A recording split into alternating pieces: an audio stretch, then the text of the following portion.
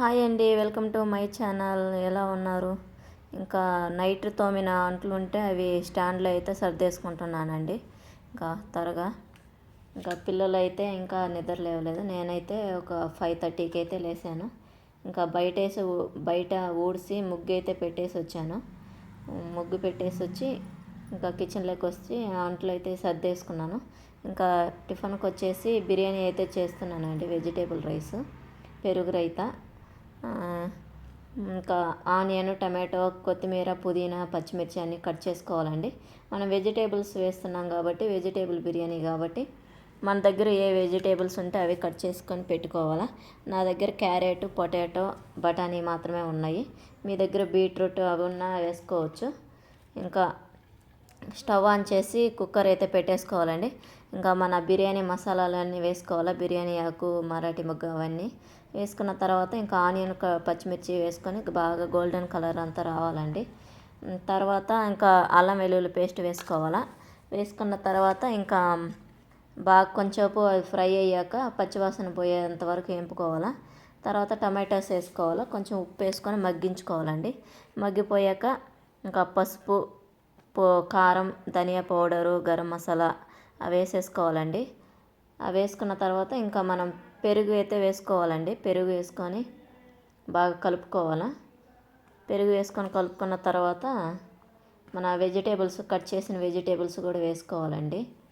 Cut చేసి పెట్టుకున్నాయి వేసుకున్న తర్వాత కాసేపు కలుపుకున్న తర్వాత మగ్గించుకోవాలండి. కాసేపు ఆయిల్ పైకి వచ్చేంత వరకు మగ్గించుకుంటే మన ఇంకా తర్వాత రైస్ అయితే వేసేసుకోవచ్చు. రైస్ వేసుకొని ఇంకా మనకి ఇంత పుదీనా, కొత్తిమీర అవి కూడా ఒకేసారి వేసేసుకోవాలండి. అవి వేసుకున్న తర్వాత ఇంకా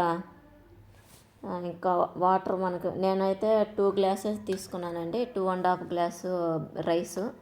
ఇంకా ఓటికి నేను 4 గ్లాసు వాటర్ పోసాను. ఎందుకంటే మనకు పెరుగులో వాటర్ ఉంటుంది కాబట్టి ఇంకా ఎక్కువ వాటర్ పోయకూడదు, లేకుంటే మెత్తగా అయిపోతుంది. అందుకనేసి నేను కొంచెం వాటర్ తగ్గించాను. ఇంకా అన్నీ వేసుకున్న తర్వాత ఇంకా మూత అయితే పెట్టేసుకోవాలండి.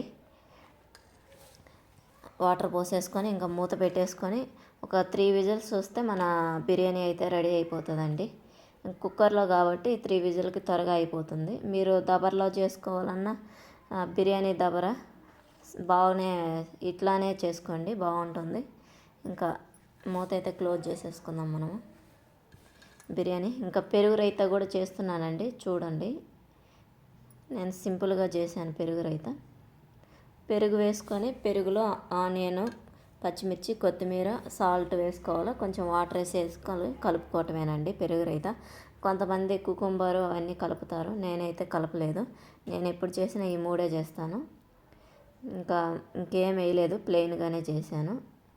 అంతేనండి, పెరుగు రైతా అయితే మనకి రెడీ అయిపోతుంది. బిర్యానీలకి బాగుంటుంది కలుపుకునేకి. ఇంకా చికెన్ అట్లా చేసుకునే పని అయితే చికెన్ అయినా ఓకే, లేదు పెరుగు రైతాతోనే తింటామంటే పెరుగు రైతా అయినా ఓకే. మీరు దేంట్లో తిన్నా మీ ఇష్టం అండి అది. ఇంకా మన బిర్యానీ అయితే రెడీ అయిపోయింది. ఇంకా ఆవిరి కూడా పోయేసింది. ఇంకా మూత అయితే తీస్తున్నాను. ఇంకా తీసేసి ఇంకా మా పిల్లలకైతే వేసి ఇచ్చానండి. ఓకేనండి, వీడియో కానీ నచ్చితే లైక్ చేయండి, షేర్ చేయండి, కామెంట్ చేయండి, సబ్స్క్రైబ్ చేసుకోండి. ఓకేనండి, బాయ్.